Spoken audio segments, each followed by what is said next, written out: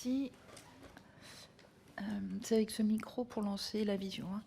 Donc bonjour Monsieur Rakhmadou, merci beaucoup pour votre présence. Donc ça a été compliqué pour nous tous d'arriver jusqu'ici aujourd'hui. Il nous reste donc une vingtaine de minutes parce qu'on a une audition à 16 heures. Je suis en visio avec mon collègue co-rapporteur Adrien Clouet. J'arrive pas à voir s'il y a d'autres. Je dis bonjour à tout le monde s'il y en a d'autres. J'arrive pas à voir qui est en visio. Voilà, donc on vous auditionne quant à votre grande connaissance du domaine de la dette sociale en général. Et donc ce que je vous propose, comme il nous reste pas énormément de temps, c'est que vous puissiez nous dire ce que vous avez envie de nous dire en 10-15 minutes, et puis ça laissera un peu de minutes. Si ça te convient, Adrien, je ne sais pas si tu as entendu. Ah, on ne t'entend pas.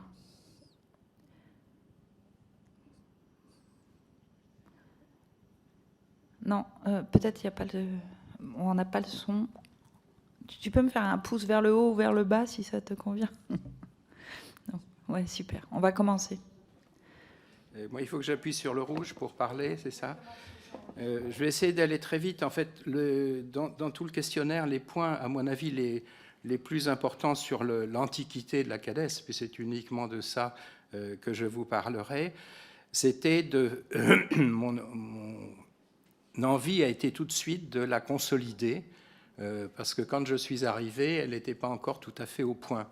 Il manquait en particulier toute une protection législative que j'ai pu obtenir grâce à l'aide, alors c'est le deuxième point important pour la CADES, grâce à l'aide des parlementaires qui étaient dans le comité de surveillance de la CADES et qui m'ont beaucoup aidé à fortifier ou sanctifier la CADES pour lui permettre d'échapper un peu aux fantaisies ou à l'imagination des gouvernements successifs.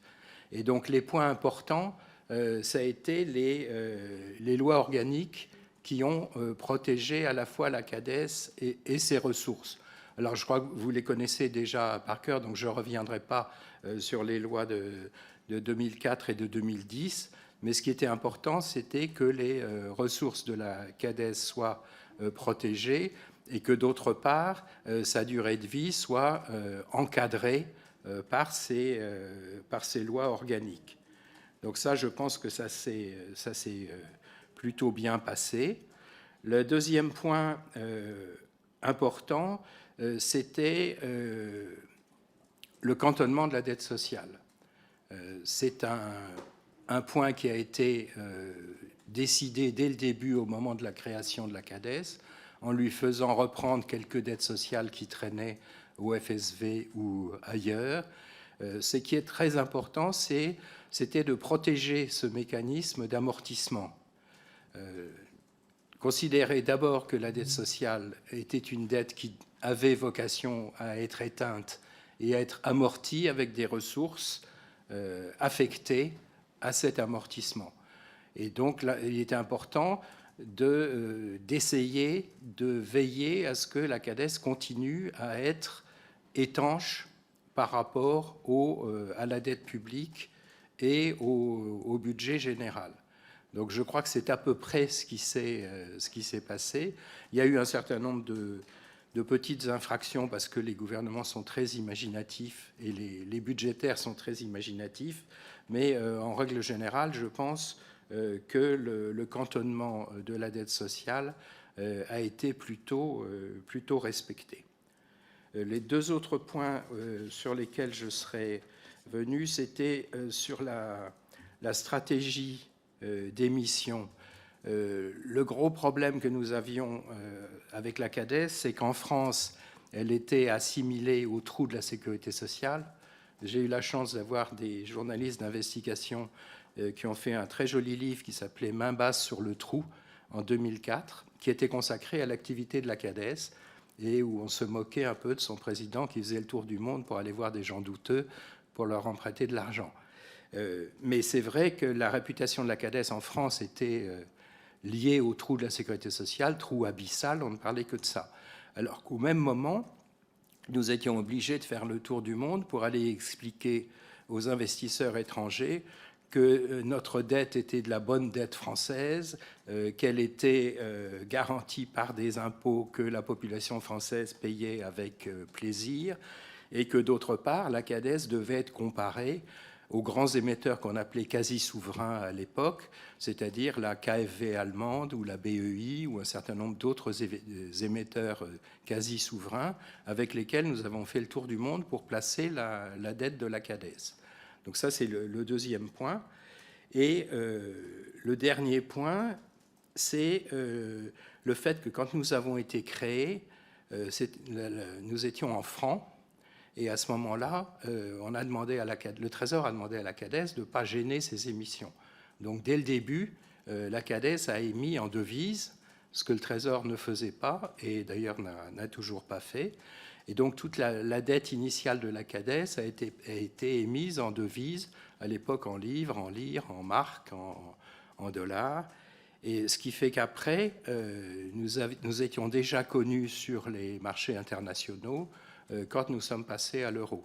Et après, nous avons eu une sorte de partage du marché de l'euro avec le Trésor, mais nous avons continué à être très actifs en devises autres que l'euro. Je crois que je vais m'arrêter là et puis répondre à vos questions. Merci beaucoup. Je vais peut-être laisser la parole. Je pense qu'on t'entend, Adrien, maintenant, si tu veux dire quelque chose, si tu es dans les transports ou pas, mais je te laisse la parole. Oui, mais moi je vous entends très bien. Je ne sais pas si le son fonctionne. Oui, c'est parfait.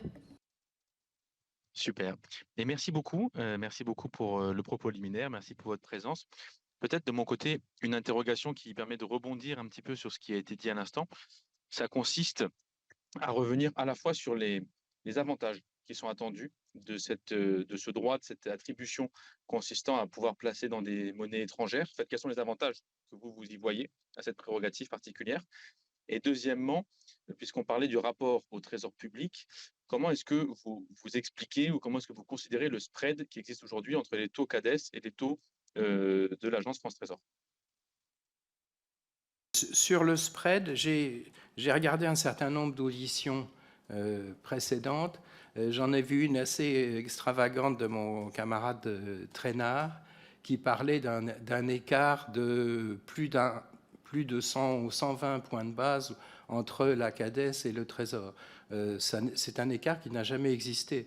Nous avons toujours émis quasi au même prix que le Trésor, ou à 10 points de base ou 20 points de base. Jamais plus. Et d'autre part, quand nous émettions en dollars, en dollars ou autre monnaie, et que nous les swapions en euros, il était fréquent que nous ressortions à des spreads quasi nuls, ou voire même négatifs par rapport aux emprunts du Trésor en euros, évidemment pour la même maturité.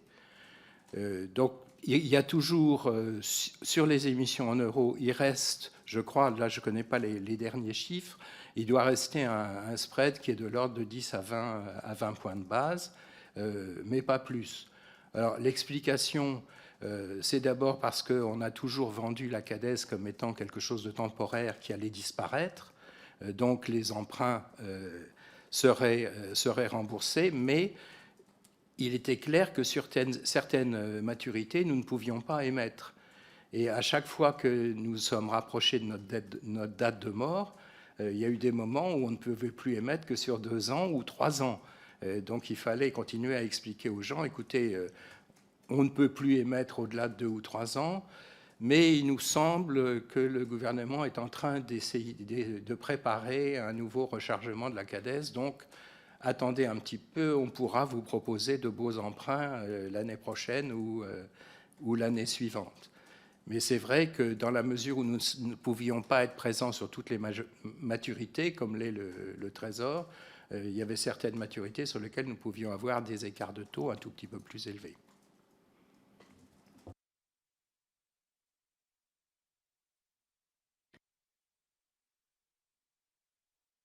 On a encore le temps de questions, si tu veux, Adrien, sinon j'en ai une aussi. Allez, une deuxième de mon côté alors, vous évoquez la spécificité de la CADES par rapport au Trésor public. Et à votre avis, qu'est-ce qui justifie en fait aujourd'hui qu'on ait encore une CADES par rapport, par exemple, à la solution de rapatrier dans la COS? Je crois que rapatrier dans la cause, c'est une vieille idée, et la raison pour laquelle ça n'avait jamais été fait et pour laquelle nos amis de la cause ont toujours eu du mal à essayer d'obtenir de pouvoir émettre à plus d'un an, c'est que je pense que c'était pour éviter que le financement du déficit de la sécurité sociale ne prenne un tour un peu ininterrompu. Le fait d'avoir une CADES qui doit mourir montre qu'il y a une dette qui ne doit pas être perpétuelle, qui doit disparaître. Donc si on ramenait la dette à la cause, ça devenait de la dette courante sécurité sociale, et il n'y avait plus, la cause n'a pas de limite de durée de vie. Donc ça aurait été de la dette de la cause qui serait devenue de la dette perpétuelle, un peu comme la dette de l'État.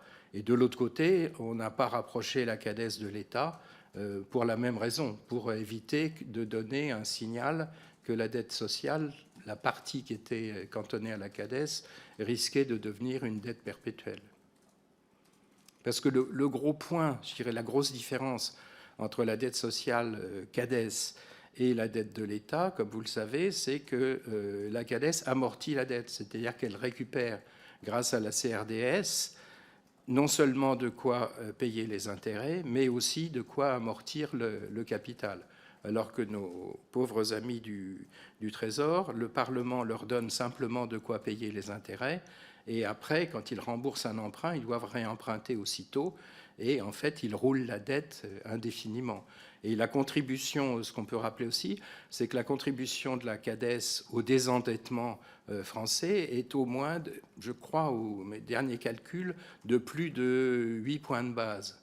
C'est-à-dire qu'au lieu d'être à 110, la dette publique française serait à 119 s'il n'y avait pas eu de CADES, et sans doute plus, puisqu'il y aurait eu en plus des intérêts qui ont été éliminés parce que la CADES avait amorti une partie de la dette. Donc c'est un autre point justifiant le maintien d'une dette sociale cantonnée hors du régime total de la sécurité sociale, c'est-à-dire un peu à côté de la cause et pas dedans. Merci. Alors, vous avez répondu à la question que j'avais sur le contentement de la dette. Sur de votre expérience, on a du mal à avoir une réponse à ces questions sur les comparaisons internationales, parce que les systèmes sont très différents. Mais est-ce que vous voulez nous ajouter un élément sur des comparaisons éventuelles internationales? C'est une question qui nous a été très, très souvent posée quand on arrivait dans des pays divers. La règle générale, c'est que les gens n'ont pas de dette sociale.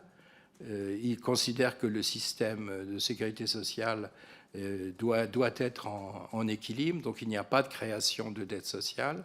Il y a 2 pays dans lesquels j'ai beaucoup discuté avec les responsables pour l'éventuelle création d'une CADES locale. Il y a eu l'Espagne, on a discuté à Madrid, mais les négociations sont arrêtées quand on a été à Barcelone, parce que les gens de Barcelone n'ont pas voulu que leur dette soit mélangée avec celle de Madrid. Et donc l'idée de Madrid d'avoir une caisse d'amortissement de la dette sociale est tombée à l'eau à cette époque-là. L'autre endroit où nous étions, et c'est pas à cause de ça que je suis en retard, mais c'était en Chine, où là, au moment du montage du système de sécurité sociale chinois, ils sont beaucoup intéressés au financement éventuellement à crédit de la sécurité sociale, et ils nous ont beaucoup interrogés sur le mécanisme de la CADES. Mais là aussi, je crois qu'il n'y a pas eu de création de CADES. Donc en fait, on était, je crois, le seul pays à avoir quelque chose de cette taille-là aussi. Attendez, c'est pas le président chinois non plus. Pardon.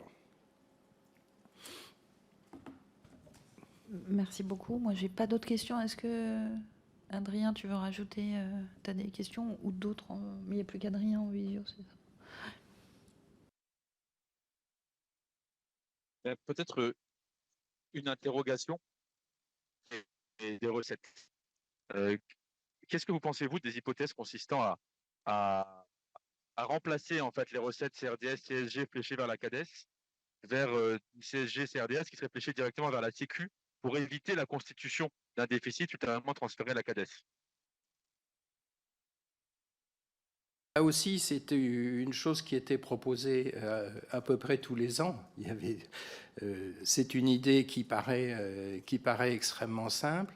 Et c'est vrai qu'il y a eu un moment où la sécurité sociale était à peu près en équilibre et où on s'est dit la dette de la CADES va cesser de croître violemment. Donc on peut commencer à rapatrier de la CRDS ou rendre la CSG qui a été prise au moment d'une grosse reprise de dette. Mais je crois que de même à une époque, certains ont pensé que la CADES, au lieu d'amortir la dette, devrait emprunter parce que les taux étaient très bas pour refinancer la sécurité sociale en empruntant. Moi, je crois que c'est compliqué. Enfin, on a eu le même problème, nous, avec le fonds de réserve des retraites. Si vous voulez, c'est difficile d'avoir en parallèle un mécanisme d'amortissement de la dette dont on dit qu'il est vertueux, qu'il est très bien, et puis à côté des endroits où on essaie d'entasser des noisettes, parce qu'on en a trouvé quelques-unes, en se disant elles vont nous servir plus tard. Et on voit bien que dans le cas du fonds de réserve des retraites, au bout de quelques années, il a fallu le brancher sur la CADES.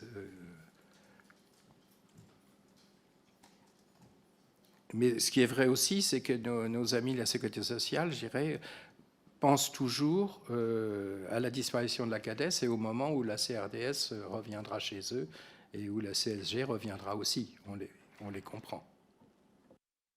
On les voit juste après, justement. Donc, merci beaucoup pour cet éclairage, en tout cas. Merci beaucoup.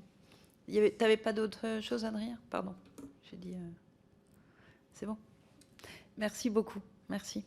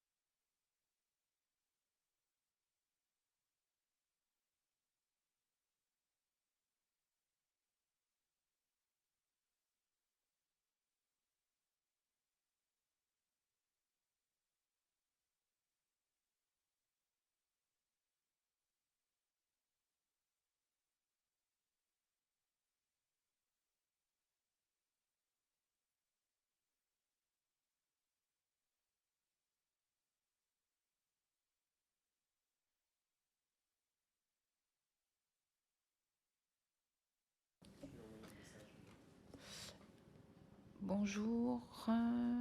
Nous allons commencer donc cette audition. Merci beaucoup d'être avec nous. En visio, nous avons le député Adrien Clouet qui est co-rapporteur de cette mission, dont l'agenda que vous pouvez voir au-dessus de moi.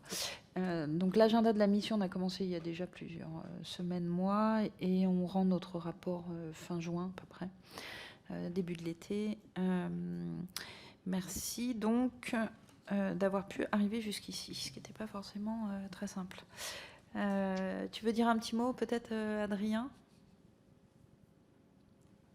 Eh bien, de la même manière, pour vous remercier d'être ici, et j'ai plein de questions également qui sont prêtes juste après celle de Stéphanie. Merci. Peut-être nous faire un point d'abord sur la situation de la... Juste un petit mot. Ah pardon, Stéphanie, je n'avais oui. pas vu que tu étais là, Cyril. Je ne sais pas si Jérôme est là, mais en tout cas, merci pour l'audition. Et je vous suis. Pas de souci. C'était Cyril Isaac-Sibyl, donc, parce que il y a les deux coprésidents de l'AMEX, Jérôme Guedj et Cyril Isaac-Sibyl, qui sont avec nous aussi lors des auditions, et c'est bien sûr sous leur chapeau de coprésident que nous évaluons cette gestion de la dette sociale. Peut-être commencer par un petit point du contexte, de la situation actuelle de la branche maladie, des raisons du décalage des 1,7 milliard d'euros par rapport aux prévisions inscrites dans la LFSS 2024. Et peut-être nous faire dans le cadre de ce contexte vos projections jusqu'en 2027. Puis après, on aura des questions si ça va, ça te va, Adrien ? Tout à fait. Madame la corapporteure, monsieur le corapporteur, monsieur le président, quelques mots peut-être en effet sur la situation financière de l'assurance maladie. Différentes façons de l'appréhender, je dirais. D'abord, finalement, nous sortons petit à petit, et même de façon significative, d'une période extraordinaire avec les déficits de la branche liés au Covid qui ont dépassé les 30 milliards d'euros, notamment en 2020, pour la branche maladie. Et donc, nous revenons en 2023 à des niveaux de déficit nettement plus faibles, 21 milliards en 2022, un peu plus de 11 milliards en 2023. Donc voilà, une première façon de voir les choses, c'est que voilà, nous sortons de ces déficits extraordinaires. Deuxième façon, nous restons à des niveaux de déficit historiquement très élevés, hein, puisque les précédents, notamment liés à la crise financière du début de la décennie 2010, étaient finalement d'un ordre de grandeur comparable, supérieur à 10 milliards d'euros. Et donc, une situation qui est d'une certaine manière préoccupante. Pour répondre à vos interrogations, pourquoi ce niveau de déficit plus élevé qu'au moment des discussions de la loi de financement, la raison est en réalité, entre guillemets, si j'ose le dire comme ça, relativement simple, c'est le ralentissement économique, notamment de la fin de l'année, du dernier trimestre 2023, qui est venu, je dirais, intégralement expliquer cet écart, puisqu'avec un ralentissement des recettes attendues encore à l'automne, qui a touché évidemment à la fois les recettes de la sécurité sociale et de l'État, mais au sein de la sécurité sociale de l'assurance maladie, même si la masse salariale finalement c'est globalement plutôt bien tenu dans un contexte évidemment de forte inflation et donc d'augmentation des salaires. Voilà, l'atterrissage final est inférieur, avec un manque à gagner entre guillemets en termes de recettes. Pas de mauvaises nouvelles en matière de dépenses si on compare par rapport aux dernières prévisions de la loi de financement. Mais voilà, c'est vrai, un déficit donc qui reste au-dessus de la barre des 10 milliards d'euros en 2023. Si on regarde de manière pluriannuelle, À ce stade, nous, d'ailleurs, nous ne faisons pas du côté de l'assurance maladie, pas plus que les autres branches, je crois, de nouvelles prévisions 2024 et a fortiori de manière pluriannuelle. C'est la commission des comptes de la sécurité sociale qui verra le gouvernement, comme vous le savez, mettre à jour sa prévision pour 2024 et plus tard seulement cet automne, au moment du dépôt de la loi de financement pour 2025, du projet de loi de financement, présentera un nouveau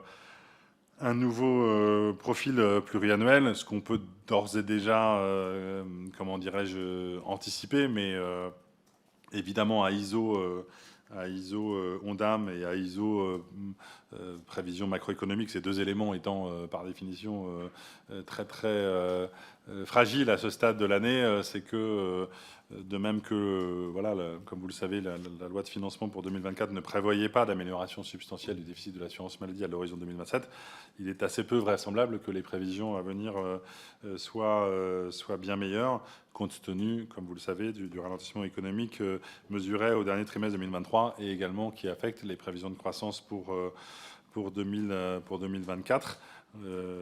Voilà ce qui, de notre part, mais on y reviendra très certainement, comment dirais-je, justifie une mobilisation renforcée sur les différents leviers de maîtrise des dépenses d'assurance maladie en termes de qualité, de pertinence des soins, de contrôle, de lutte contre les abus et les fraudes, également de manière structurelle en termes de prévention et d'organisation du parcours de soins des assurés. Et donc, voilà, qui justifie un effort renforcé de l'assurance maladie sur ces thématiques-là. Utile peut-être par ailleurs de rappeler, Madame la co-rapporteure, que la période à la fois 2020-2022 a été marquée évidemment par un choc énorme sur nos dépenses et nos recettes, avec plus de 48 milliards d'euros de dépenses extraordinaires liées au Covid. Et évidemment un trou massif sur les recettes qui a créé un effet de base négatif qui explique les déficits très élevés de 20, 21, 22 et encore de 23. Et puis un deuxième choc qui est venu évidemment prendre le relais, je dirais, du premier s'agissant de l'inflation, qui de fait explique également le fait que ce soit des mesures de soutien aux établissements de santé ou des mesures de revalorisation des professionnels de santé en ville comme à l'hôpital, une part, on y reviendra peut-être, de la dynamique des ONDAM 22-23 doit aussi se lire à l'aune de ce caractère nouveau, quelque part, depuis une dizaine d'années, de cette résurgence de l'inflation, qui évidemment pèse sur un objectif de dépenses d'assurance maladie, qui est un objectif en valeur, rappelons-le nous, et qui porte entre eux, ça dépend comment on compte, 2 tiers et 3 quarts de dépenses qui sont en réalité des dépenses de rémunération, soit des salaires directement, soit des rémunérations des professionnels de santé libéraux ou indépendants, soit même des prestations en espèces qui sont liées à des salaires, je pense aux indemnités journalières, et donc mécaniquement un effet très important sur la dynamique de croissance de nos dépenses sur 2022, 2023 et encore sur 2024, même si l'inflation tente à diminuer, vous le savez, ces derniers mois. Donc voilà, peut-être en termes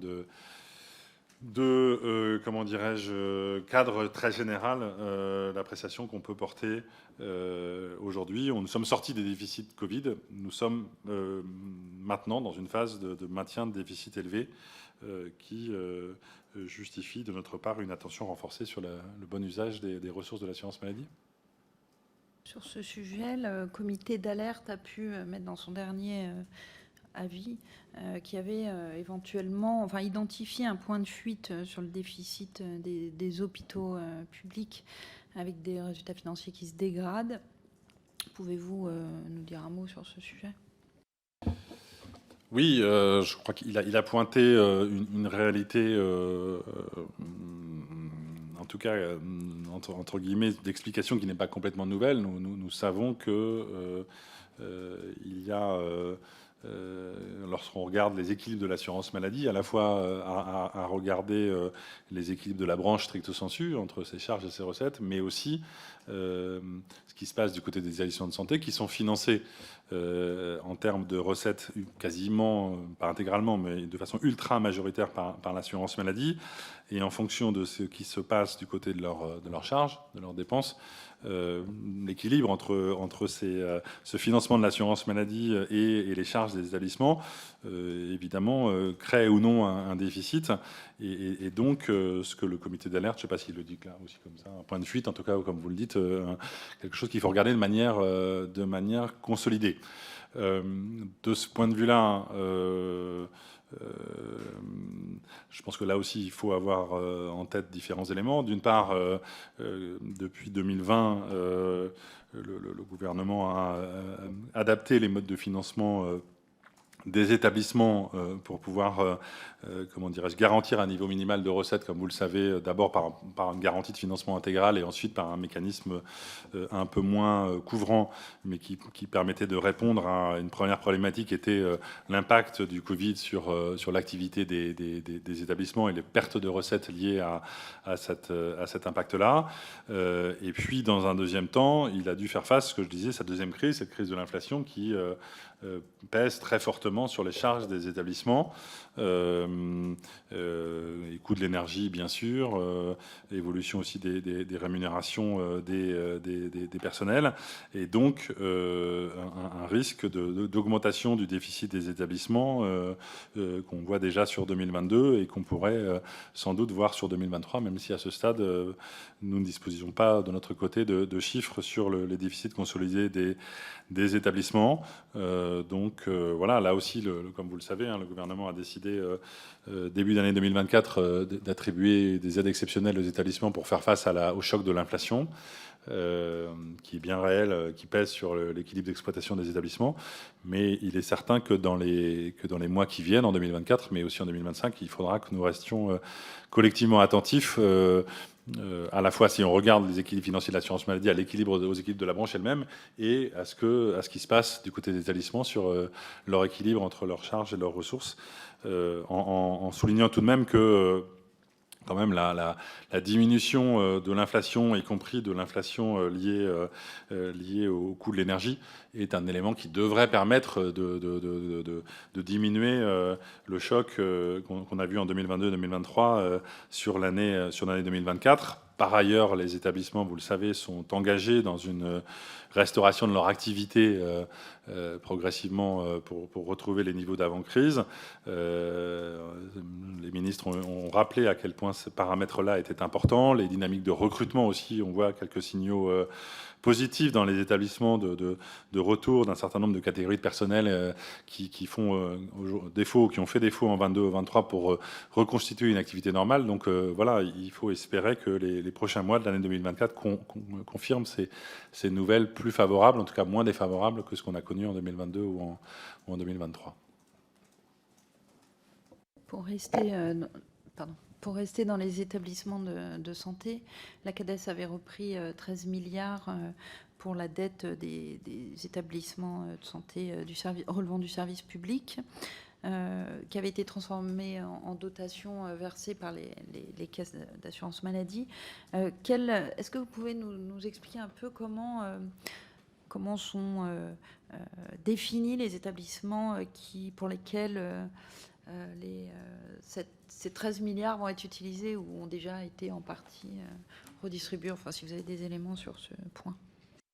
Ça, avec votre accord, Madame la rapporteure, je vais laisser Marc Scholler, directeur délégué aux affaires financières, qui va vous expliciter ça, sachant que, comment dirais-je, sans minorer l'importance du rôle de l'assurance maladie, on est vraiment dans un rôle de financeur-payeur strict, mais ce qui n'est pas un problème, puisque largement dans les mains d'une démarche pilotée par le ministère de la Santé, de la Prévention et les agences régionales de santé, mais ce qui est encore une fois totalement logique au vu du dispositif tel qu'il a été construit, avec une attention bien sûr sur les conditions dans lesquelles nous versons ces différentes dotations, mais je te laisse. Tout à fait, merci Madame la co-rapporteure. Donc l'enveloppe effectivement de 13 milliards était, je pense, comme vous le savez, divisé en 2 volets, un volet dédié à la restauration des capacités financières des établissements et un volet dédié au soutien de l'investissement pour la modernisation des établissements concernés eux-mêmes, donc 2 enveloppes de 6,5 milliards d'euros. Il y a une contractualisation qui est réalisée entre les agences régionales de santé et les établissements concernés, donc région par région, au regard à la fois des demandes faites par les établissements et puis dans le cadre du conventionnement des engagements pris par chacun d'eux au regard des sommes qui leur sont octroyées. Et donc un suivi réalisé par les ARS en cours de conventionnement qui déclenche ensuite le versement par l'assurance maladie des sommes dévolues. Du coup, du point de vue des montants, l'assurance maladie a été destinataire de 3 versements successifs donc qui n'ont pas été encore intégralement consommés, donc qui ont abondé la trésorerie l'URSSAF Caisse Nationale ou ACOS, et donc de notre compte courant à l'URSSAF Caisse Nationale. Donc depuis le début de la mise en place du dispositif, l'assurance maladie a versé un peu plus de 3,1 milliards d'euros aux établissements, essentiellement sur le premier volet, donc 2,7 milliards sur le volet de reprise de dette et 0,5 milliards sur le volet investissement, sachant que celui-ci a vocation à s'échelonner sur une durée évidemment plus longue. Donc à date, on ne peut pas encore dire ce qui sera intégralement consommé de l'enveloppe. Toujours est-il qu'à date, comme la CADES a fait le transfert, c'est une trésorerie du coup qui bénéficie globalement à la gestion de la dette sociale.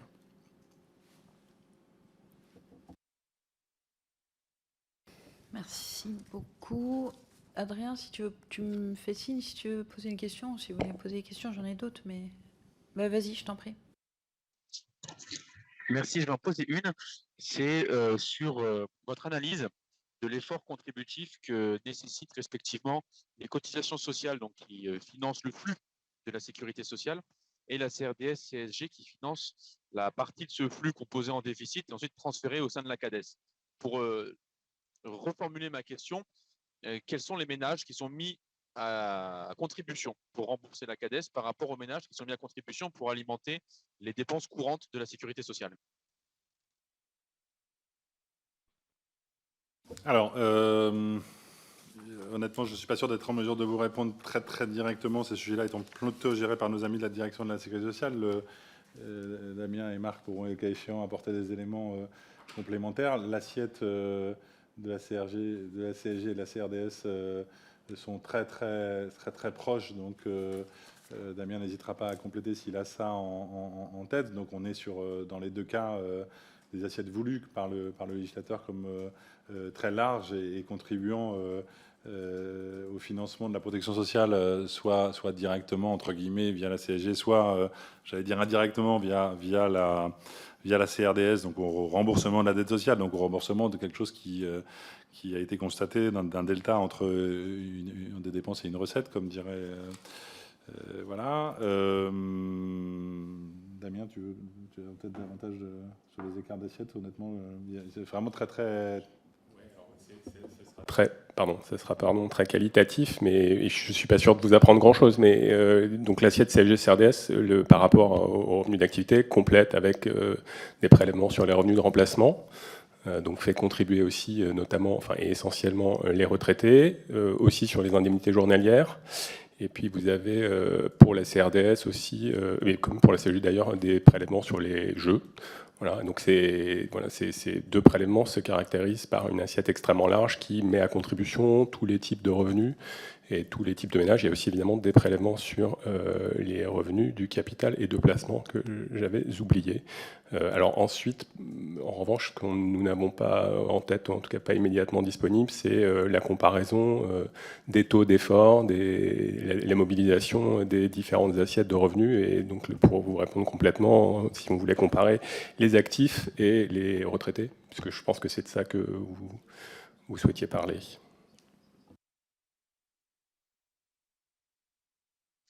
Oui, il y a effectivement cette dimension pour moi qui est très importante, et puis s'y ajouter la dimension sur notamment les premiers déciles de la population qui sont sans doute peut-être en tout cas plus mis à contribution par CSG CRDS qu'ils ne le sont par les cotisations sur les salaires bruts. Voilà, c'est ce type d'interrogation. Je me demandais si vous aviez des informations pour nous éclairer dessus.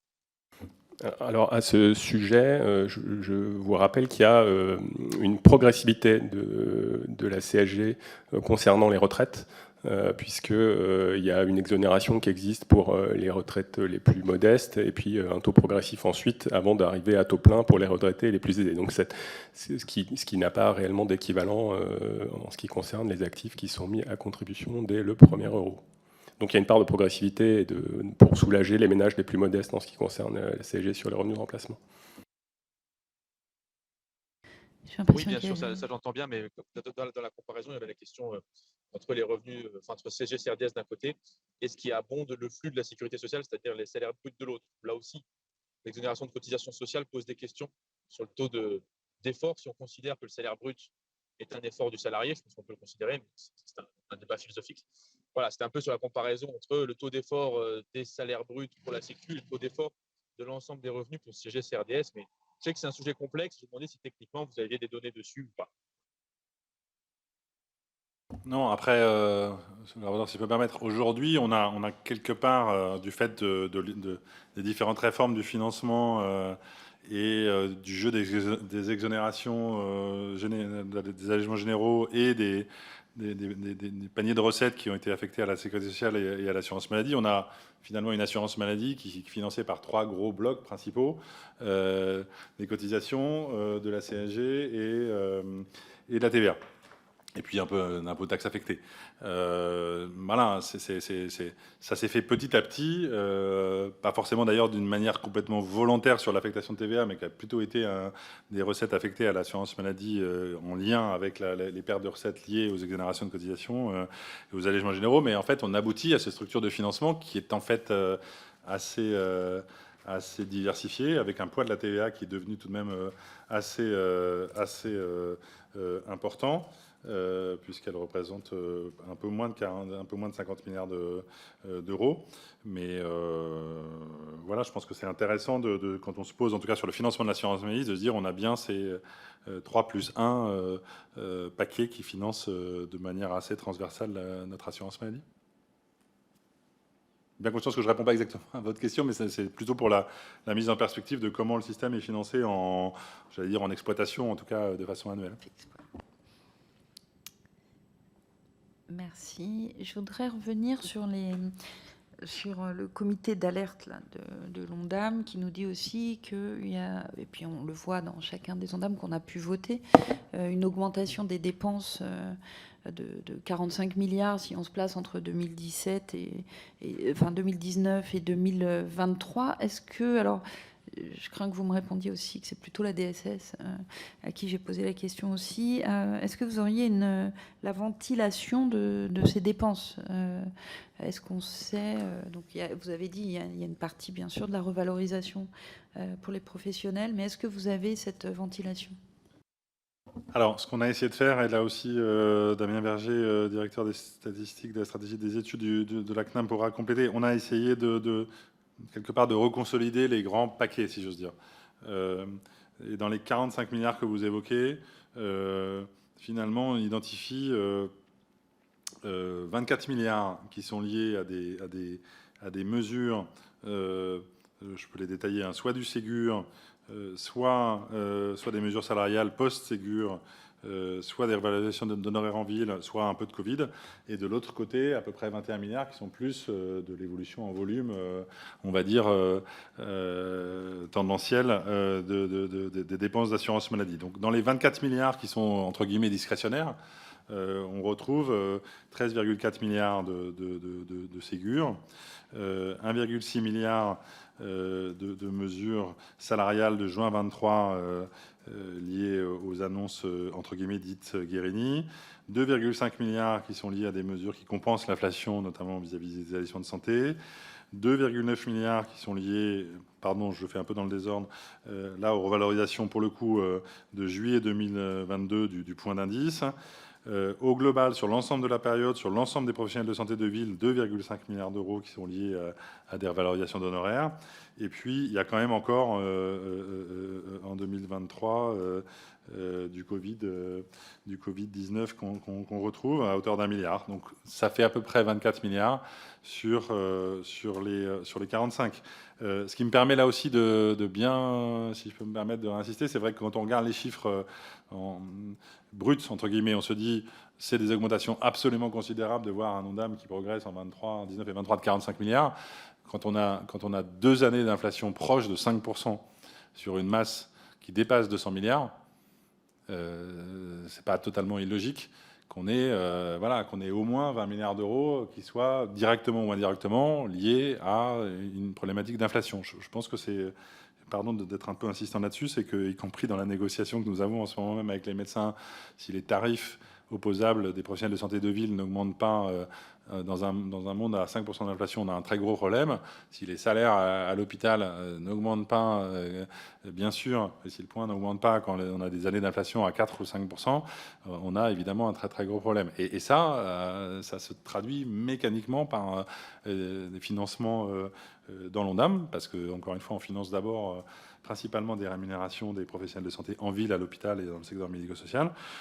Et si on rajoute par ailleurs d'autres éléments qui sont directement liés à l'inflation, je pense aux charges des établissements de santé, eh bien là aussi, ça doit bien se financer quelque part, et notamment sur l'objectif de dépenses d'assurance maladie. Donc, c'est des montants où on voit un Ondam qui passe de 200 à 250 milliards, mais voilà, sur une période qui a vu redémarrer une inflation extrêmement forte qui se retrouve mécaniquement dans les dépenses de financement de l'assurance maladie. Et on pourra, Madame la rapporteure, bien sûr, vous transmettre, bien vérifier avec la direction de la Sécurité sociale qu'on a les mêmes chiffres. Enfin, il n'y a pas de raison qu'on n'ait pas les mêmes chiffres. Ce détail un peu macro des principaux paquets de mesures qui expliquent les 45 milliards. Merci. Si vous avez le détail aussi sur les 21 milliards, est-ce que c'est une augmentation de volume? C'est certes l'inflation, les charges. Non, pour le coup, là, c'est vraiment aussi c'est de l'activité et du volume. Ouais. Et après, il peut y avoir des effets structure. Monsieur Berger. Oui, merci. Oui, il y a des effets démographiques, le vieillissement de la population, les prévalences des ALD. Donc, on retrouve tous les moteurs classiques de la hausse de la dépense de soins, mais qui est structurelle et qui n'est pas liée à des mesures spécifiquement. Je pense qu'il y a aussi un effet, alors qu'on n'a pas mesuré, mais qui est assez mécanique du fait de l'inflation. C'est un des canaux de transmission de l'inflation dans la dépense Ondam, c'est la revalorisation du SMIC, des salaires qui jouent beaucoup sur le prix des IJ. L'IJ moyenne est beaucoup plus élevée aujourd'hui qu'elle ne l'était en 2019, mais c'est un effet complètement mécanique. Voilà, il y a un canal de transmission de l'inflation. Donc ça pousse aussi la dépense à la hausse. Après, c'est pas sur des taux d'évolution en volume, une fois qu'on a neutralisé les mesures, qui sont non plus complètement délirants par rapport à ce qu'on a pu voir sur le passé. Mais ça, on pourra vous faire une comparaison. Même si c'est difficile de détailler tous les effets que je viens d'indiquer, les décomposer, c'est un peu compliqué. Ce qui me permet là aussi, si je peux me permettre, là aussi c'est des travaux, mais d'ailleurs qui ont fait l'objet de publication ces 10 ou 15 dernières années, qu'on met à jour soit la DSS, soit nous, la conjonction de l'augmentation de la population couverte, du vieillissement de la population, de la chronicisation de cette population, de niveau de recours aux soins qui augmente à même catégorie d'âge dans le temps, de l'innovation. Ces 4 ou 5 moteurs de croissance des dépenses de santé et d'assurance maladie sont très forts et ne sont pas allés en diminuant et ne vont pas aller en diminuant dans les toutes prochaines années. Et ça, on partage assez bien avec nos amis là aussi de la direction de la sociale qu'on est sur des impacts annuels. Alors ça dépend ce qu'on regarde, entre 1 et 1,5 points, quand on met au global la démographie, la prévalence, le recours aux soins, l'intensification des soins. Voilà, on est sur une dépense qui a une dynamique propre du côté des patients, entre guillemets, qui est très, très significative et qui, avant même qu'on ait commencé, entre guillemets, pèse sur la dynamique de la dépense.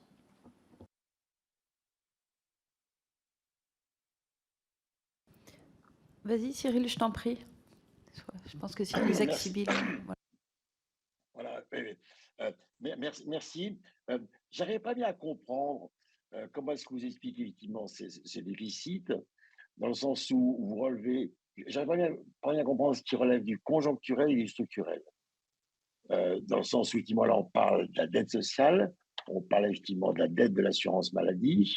D'un côté, vous nous dites qu'il y a des problèmes conjoncturels. Vous avez parlé du Covid, vous parlez de l'inflation, et puis en même temps, vous dites qu'il y a des moteurs de dépenses qui sont liés au vieillissement de la population, aux maladies chroniques, à des arbitrages qui sont faits, qui ne sont pas faits. Moi, j'aimerais comprendre, effectivement, pour vous, parce que tout a l'air un petit peu mélangé, qu'est-ce qui est lié? Est-ce que, d'un point de vue structurel, par rapport aux déficits, grosso modo, est-ce que l'assurance maladie est sous-financée, lié effectivement à le vieillissement de la population, lié au fait qu'il y a une chronisation des maladies, lié au fait, et ça peut se comprendre. Et puis après, ce qui est lié effectivement à plus ce qui est conjoncturel, et vous parlez effectivement d'abord du Covid, après de l'inflation, et donc j'arrive pas bien à faire la part de l'un et de l'autre, dans le sens où si jamais effectivement c'est structurel, c'est un petit peu plus gênant, et effectivement il faut adapter par rapport au financement, par rapport aux ressources de l'assurance maladie. Si jamais c'est conjoncturel, on peut expliquer que ces dettes sociales soient financées par des recettes exceptionnelles ou par rapport à la CADES, par rapport. Mais j'arrive pas bien faire la part entre l'un et l'autre. Si vous pouvez nous donner plus de précision par rapport justement à ces 45 milliards, qu'est-ce qui est structurel, qu'est-ce qui est conjoncturel? Merci beaucoup. Monsieur le Président, difficile de répondre de façon simple à votre question parce qu'elle est complexe. On hérite d'une situation, quelque part, d'un énorme choc conjoncturel et exogène qui est le Covid et d'un deuxième choc d'inflation qui aboutit à une situation dans laquelle on part avec un écart de niveau entre les recettes et les dépenses qui fait grosso modo une bonne dizaine de milliards d'écart. Bon, c'est la situation on va dire de 2011. Ensuite, quand vous projetez les choses, et le seul pluri qui est aujourd'hui qui existe, le pluriannuel pardon, est celui de la loi de financement pour 2024 et donc la période 2024-2027. En fait, il projette un niveau d'Ondam qui est quand même relativement, comment dirais-je, relativement contraint, même s'il est entre 8 et 3%. Et puis un niveau de recette qui va un peu plus vite, mais à peine. Et donc les déficits bougent peu ou pas. Et encore une fois, je raisonne à ce que c'était au mois de décembre 2023. Ça sera différent au mois de septembre prochain, vous le savez mieux que moi. Voilà. Est-ce que, du coup, qu'est-ce que ça veut dire? Qu'on reste durablement dans un écart entre les recettes et les dépenses qui a l'air d'être structurel, mais qui en même temps est lié à un choc initial voilà, qui ne se remet pas mécaniquement, et en même temps des dépenses et des recettes qui vont grosso modo, dans des projections actuelles, à des niveaux très proches. Confronté à ça, soit il y a des mesures conjoncturelles en recettes ou en dépenses qui permettent à un moment donné de se remettre à niveau et de se refinancer pour remettre le déficit à un niveau supportable, acceptable ou voire à l'équilibre. Mais en fait, on ne voit pas non plus de manière très durable, mais là tout dépend aussi de choix que va faire le gouvernement aussi dans les Ondam des prochaines années. On ne voit pas d'hypothèse où les dépenses comment dirais-je, s'écarteraient de manière très significative des recettes qui expliquerait un déficit structurel de financement. Mais l'Ondam, c'est pas une dépense, c'est pas une dépense tendancielle, c'est une dépense qui est un choix que le gouvernement propose au Parlement de dire, je fais un choix de consacrer X centaines de milliards d'euros à l'assurance maladie avec une tendance de dépenses et des mesures en face. Donc pardon si je dis des choses un peu simplistes, je m'en excuse auprès de vous, monsieur le député. Et donc voilà, on est dans le maintien d'un niveau de déficit qui n'est plus conjoncturel, mais qui est le legs de cette double crise-là, voilà, et qui appelle de ce point de vue-là, c'est certain. Approfondir nos leviers de maîtrise des dépenses. Est-ce que aussi le gouvernement a toujours la possibilité, non, par ailleurs il peut proposer des augmentations de recettes au Parlement, bien sûr, qu'il les votera ou pas, de choisir aussi, il l'a fait dans les 10 ou 15 dernières années, des politiques d'affectation de recettes au sein de la sécurité sociale qui peuvent être au bénéfice de telle ou telle branche. Et dans la décennie 2010, il a réussi à revenir quasiment à l'équilibre en 2019, à la fois avec une maîtrise des dépenses et aussi avec des choix d'affectation de recettes au bénéfice de l'assurance maladie. Ça, c'est vraiment un choix qui lui appartient, qui appartient surtout, encore une fois, sous votre contrôle au Parlement, pour pouvoir voilà, aboutir à une situation financière plus favorable. Merci. Autrement dit, sans nouvelle recette, vous ne voyez pas de retour à l'équilibre. C'est pas exactement ce que j'ai dit, monsieur si je peux me permettre, monsieur le député. D'abord, c'est pas. Si jamais c'est structurel, effectivement, si jamais c'est structurel, sans autre recette ou sans mesure d'économie, on ne voit pas de retour à l'équilibre, ou j'ai pas compris. Si, non, mais de toute façon, les prévisions actuelles, les dernières prévisions officielles pluriannuelles ne montrent pas de retour à l'équilibre du déficit de l'assurance maladie. Donc, de ce point de vue-là, on peut dire que la situation est structurelle. Je dis juste que, pour moi, mais après, qu'est-ce qu'on appelle déficit structurel, etc. La question, c'est est-ce que, de manière pérenne, il y a un décalage entre les recettes et les dépenses qui fait que, structurellement, entre guillemets, l'assurance maladie serait sous-financée. Moi, je ne suis pas complètement à l'aise avec cette définition-là. D'une part, parce que l'ONDAM, c'est un choix politique d'une proposition d'évolution des dépenses d'assurance maladie qui est liée aussi au choix de mesure. Et parce que par ailleurs, les recettes aussi sont liées à des tendances d'évolution et puis à des choix d'affectation de recettes. Je parle d'affectation de recettes entre les différentes branches de la sécurité sociale. Donc, voilà peut-être ce que je peux préciser. Merci bien. Merci. Il n'y a pas de questions. Voilà. Et Adrien.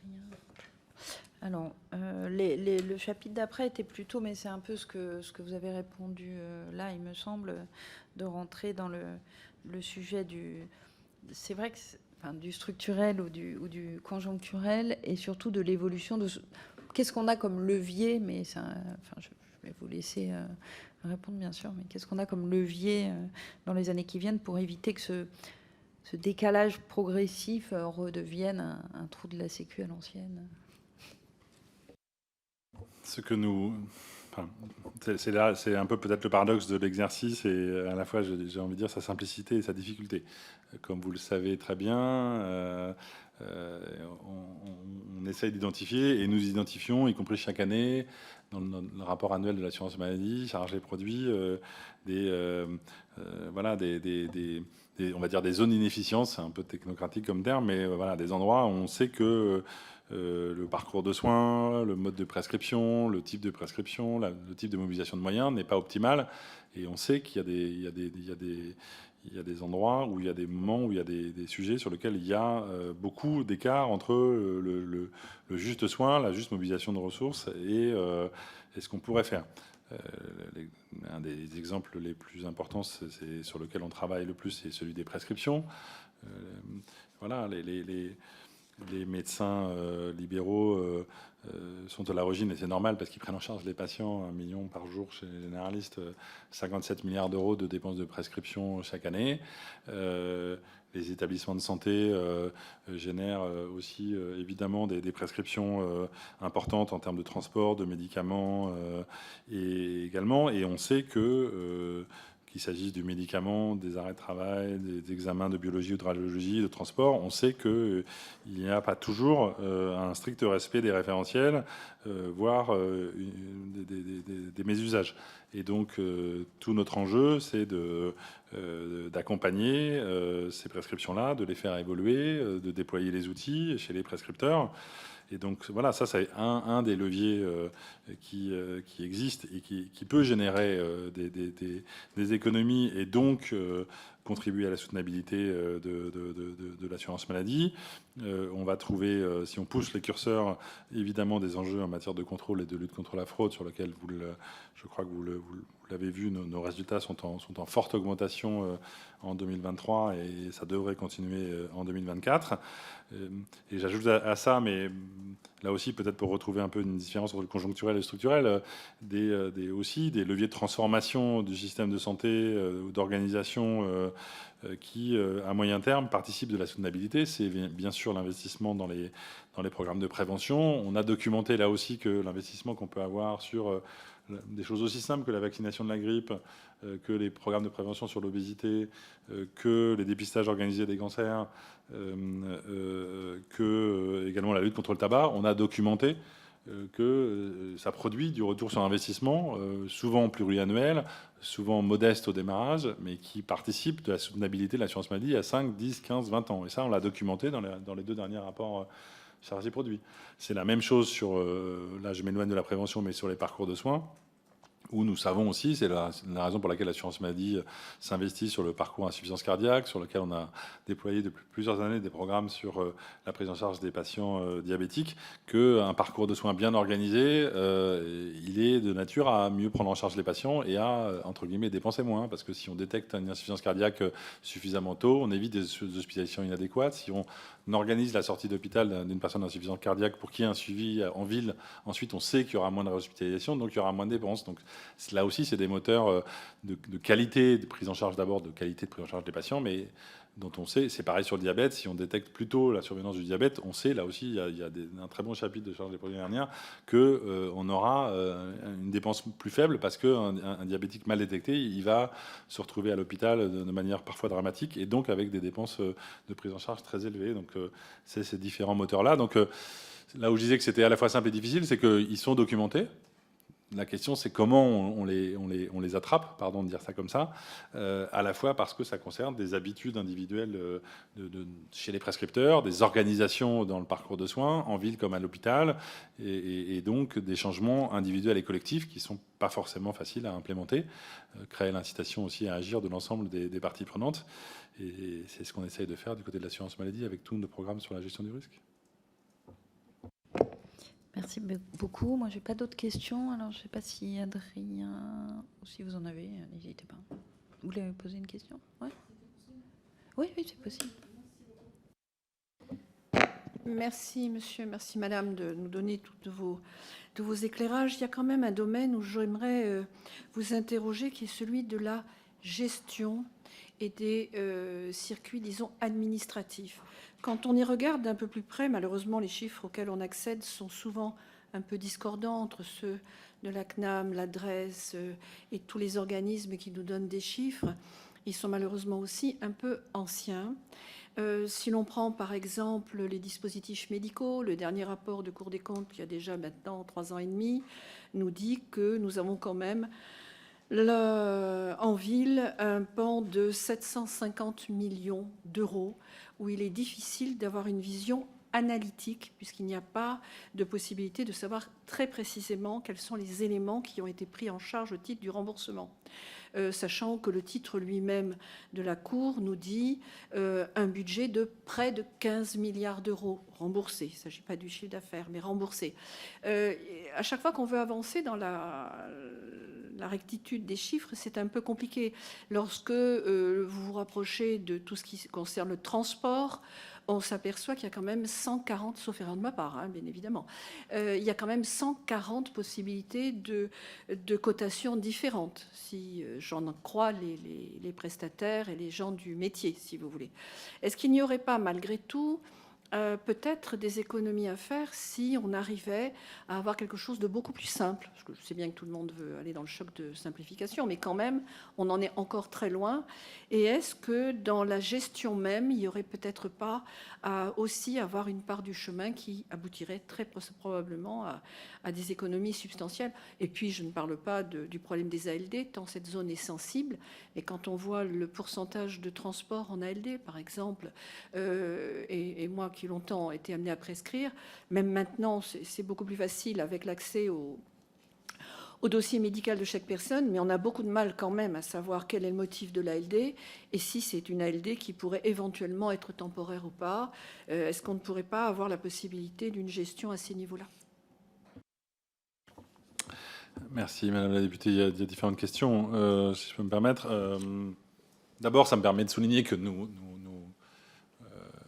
avons fortement, depuis plusieurs années, diminué les coûts d'administration, les coûts de gestion du système de santé du côté de l'assurance maladie obligatoire. Du côté du régime général, nous avons rendu sur les 20 dernières années plus de 1000 emplois par an à la faveur des départs à la retraite.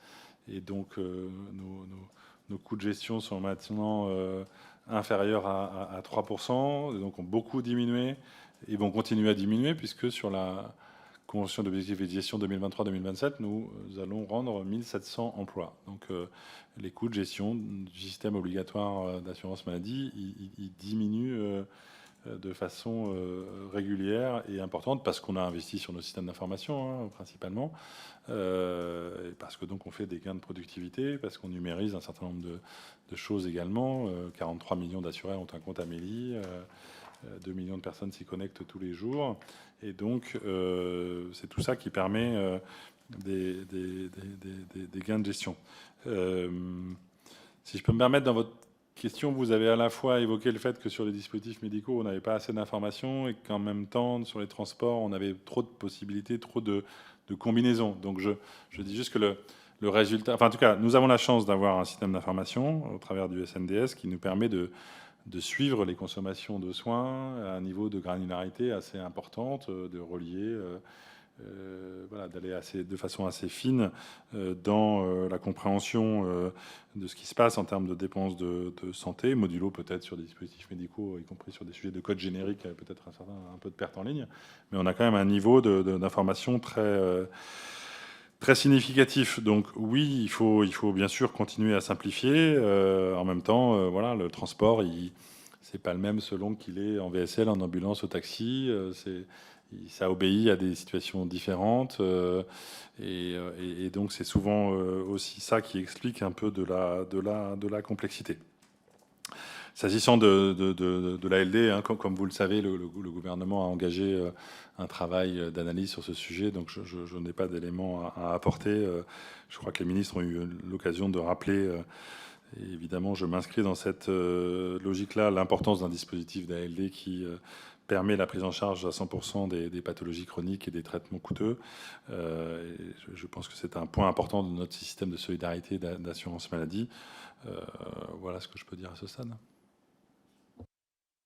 Merci. Il y a Cyril Isaac-Sibyl, je pense qu'il va reposer une question, en tout cas qui a la main levée. Merci, Madame la rapporteure. Oui, en tant que coprésident, je me permets. Monsieur le directeur général, j'aimerais vous poser une dernière petite question. On a un système de soins où on voit que tout le monde est incité à produire des soins, que ce soit effectivement les établissements hospitaliers, que ce soit les chefs de service, que ce soit les médecins, que ce soit l'ensemble des soignants, que ce soit effectivement, on a parlé effectivement des transports, du médicament, tout le monde produit, et tout le monde est incité à produire du soin. Est-ce que vous estimez qu'il y a suffisamment de régulation par rapport à cette production, dans le sens où si jamais tout le monde est incité à produire du soin, on imagine que la machine ne peut que s'emballer. Est-ce que vous-même, vous voyez des outils de régulation, éventuellement de responsabilisation des acteurs, que ce soit effectivement les acteurs de santé, que ce soit effectivement les patients? Et comme on a su effectivement produire du soin, est-ce que vous ne pensez pas, mais ça une de mes marottes, comment est-ce qu'on pourrait faire pour produire, comment on l'a fait pour le soin, produire la prévention de manière un petit peu industrielle pour renverser cette production de soins qui ne peut aller qu'en s'accélérant. Je vous remercie. Je me permets de revenir sur le paradoxe que j'évoquais tout à l'heure. On a en effet une production de soins qui augmente, qui d'abord répond à des facteurs démographiques et épidémiologiques qui justifient cette augmentation de la production de soins. Je pense que vous le mesurez parfaitement bien, monsieur le député, mais c'est pas comme si on avait en face de nous un système qui produisait pour produire et entre guillemets à vide. Bon, voilà, il produit parce que le vieillissement de la population, parce que plus de patients diabétiques. Je leur dis 300 à 400 000 patients en ALD de plus chaque année. C'est pas parce que la machine prend tout le monde en ALD. C'est parce qu'il y a bien une épidémiologie qui produit ça. Donc je dirais l'intensité de la production de soins, le fait que la machine à produire soit entre guillemets en mouvement, je crois qu'elle répond à ça. Dans le même temps, c'est vrai qu'elle ne produit pas toujours le juste soin et qu'elle ne produit pas toujours le juste transport. Un patient qui a droit à un VSL, pas à une ambulance. Pourquoi est-ce que parfois on va être amené à rembourser une ambulance? Pourquoi est-ce qu'un patient va bénéficier d'un arrêt de travail alors que peut-être la situation ne le justifie pas? Pourquoi il va bénéficier d'un traitement antibiotique alors qu'il n'y a pas eu éventuellement de TROD et donc il y a une prescription inadaptée? Donc il y a bien une machine à produire du soin qui ne produit pas toujours selon les référentiels. Et notre objectif, c'est bien de faire que, à la fois dans l'accompagnement des professionnels et aussi dans le déploiement des outils au plus près des professionnels dans leur mode de prescription, qu'il y ait davantage de régulation dans le système. C'est aussi pour ça qu'on discute avec les médecins sur à la fois des engagements collectifs sur la juste prescription et puis aussi des mécanismes d'intéressement individuel. On a testé ça avec les médicaments biosimilaires depuis 2021, un intéressement à prescrire des biosimilaires dans lequel il y a, finalement, on met de la régulation par l'intéressement. Donc voilà. Et après, la machine à produire des soins, entre guillemets, tels que vous l'évoquez, elle interroge aussi l'efficacité de la machine à prévenir et donc à éviter qu'on ait besoin de produire des soins. Et de ce point de vue-là, on sait qu'on a évidemment des investissements supplémentaires à faire. Je me permets tout de même d'en citer un qu'on est en train de faire, et je crois qu'il va produire des résultats. Nous avons fini d'armer quasiment 7 plateformes d'appels sortant de l'assurance maladie dédiées au dépistage organisé des cancers, et qui vont faire de manière un peu systématique des appels sortants pour aller inciter les personnes à se dépister sur les dépistages obligatoires. Et pourquoi je prends cet exemple-là? Parce que voilà, être beaucoup plus efficace en prévention sur le dépistage organisé des cancers, on sait que c'est quand même un des leviers majeurs pour éviter l'arrivée des cancers et pour éviter, entre guillemets, malheureusement, d'avoir à produire du soin pour des personnes qui sont touchées par cette maladie. Et donc, je pense que quelque part aussi, en allant dans cette direction-là, on est en train de déployer des leviers qui sont plus ponctuels, qui sont plus spécifiques, qui sont un peu systémiques, et que c'est plusieurs centaines de milliers d'appels qu'on est en train de faire là chaque mois. C'est en train de se monter, c'était dans la convention d'objectifs et gestion. C'est vraiment ce qu'on a appris pendant le Covid, il fallait aller au bout d'un appel individuel, proposer, avoir un échange médicalisé, proposer un rendez-vous, prendre le rendez-vous avec la personne. C'est ce qu'on est en train de faire. Et donc, là-dessus, le volet prévenir la production de soins, je pense qu'on peut et on va être plus efficace à nous sur l'implémentation de mécanismes de régulation plus efficaces. Comment on peut garantir que cette production, c'est vraiment une production d'un juste soin. Merci bien. Merci, cher président Cyril Isaac-Sibille. Est-ce qu'il n'y a pas d'autres questions? Moi, je pense que, en tout cas, j'ai terminé. Je pense qu'Adrien, il n'est pas là. Je vous remercie. Si, il est là, bien sûr. Ah, pardon. Et c'était pour savoir si tu avais une question ou si c'était bon. Ok.